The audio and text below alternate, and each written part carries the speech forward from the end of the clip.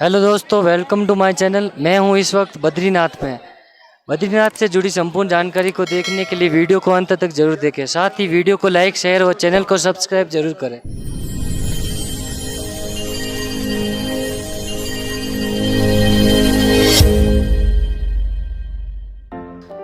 Hello दोस्तों, बद्रीनाथ धाम जाने के लिए यात्रा की शुरुआत मैंने हरिद्वार से की। हरिद्वार से बद्रीनाथ धाम जाने के लिए कई सारे विकल्प उपलब्ध हैं। हरिद्वार से बद्रीनाथ आप वाया बस, टैक्सी या प्राइवेट व्हीकल से भी जा सकते हैं। बद्रीनाथ धाम जाने वाला रास्ता बहुत ही खूबसूरत था।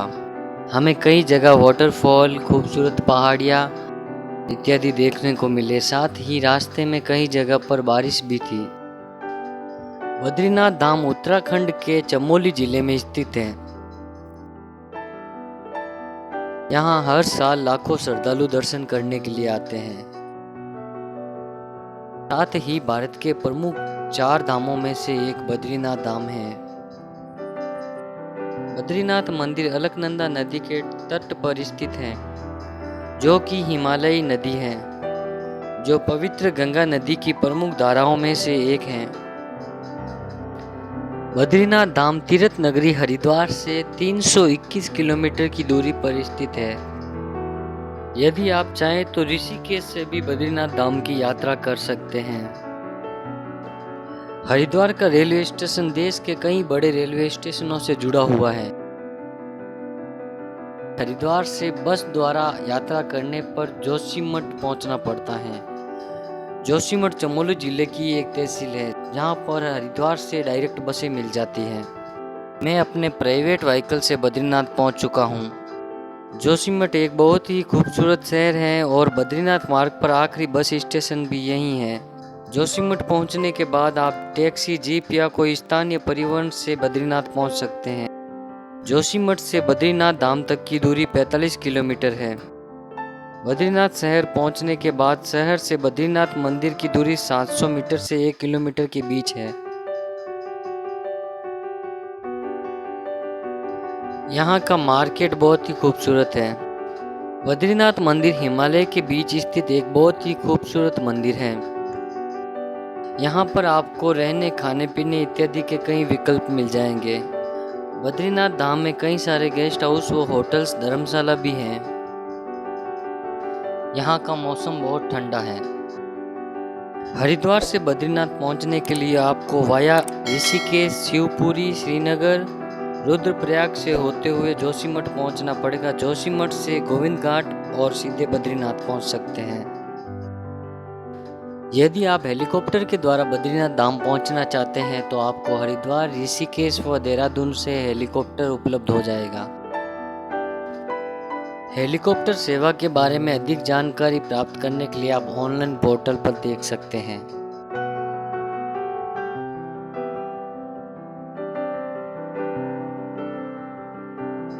बद्रीनाथ मंदिर में हिंदू धर्म के देवता विष्णु जी के रूप में बद्रीनारायण जी की पूजा होती है। यहाँ उनकी 1 मीटर लंबी शालिग्राम जी से निर्मित मूर्ति है, जिसके बारे में मान्यता है कि इसे आदि गुरु शंकराचार्य जी ने 8वीं शताब्दी में समीप स्थित नारद कुंड से निकालकर स्थापित किया था।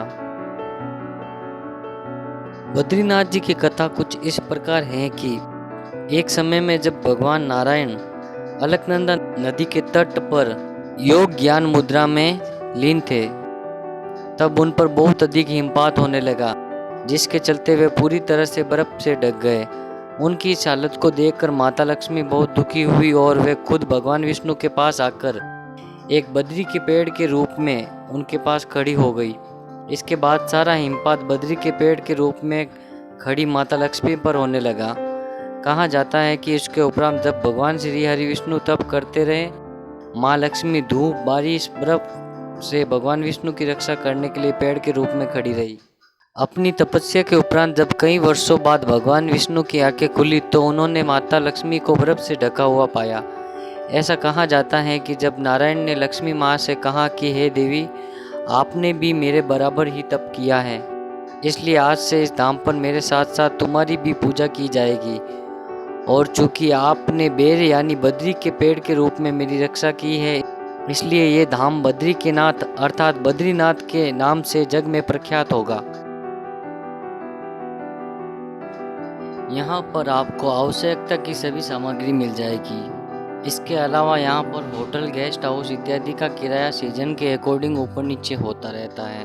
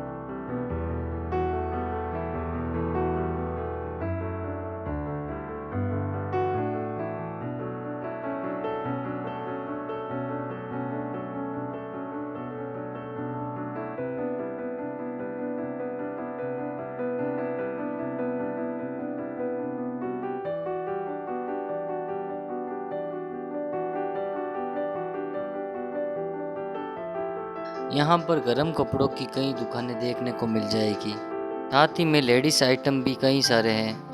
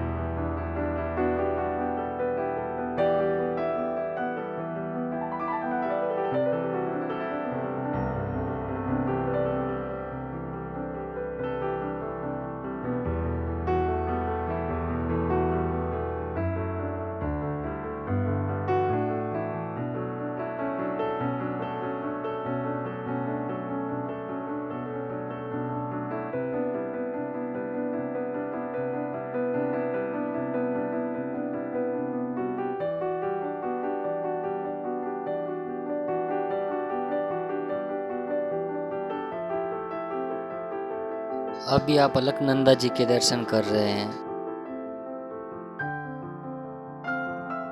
मंदिर के आसपास कई सारे होटल व गेस्ट हाउस बने हुए हैं। साथ ही मंदिर के पास में ही एटीएम की सुविधा भी उपलब्ध है।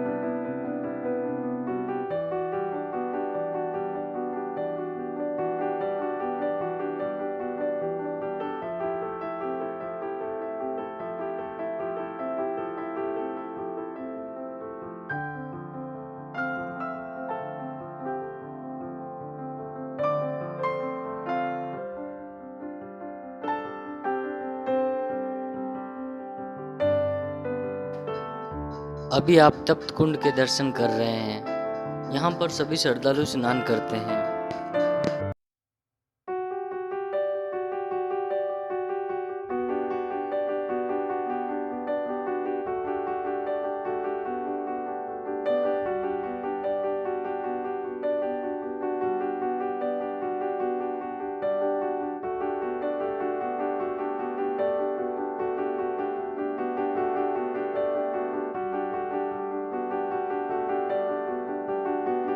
बद्रीनाथ धाम में लोग कई प्रकार के पूजा पाठ व पिंड दान करते हैं।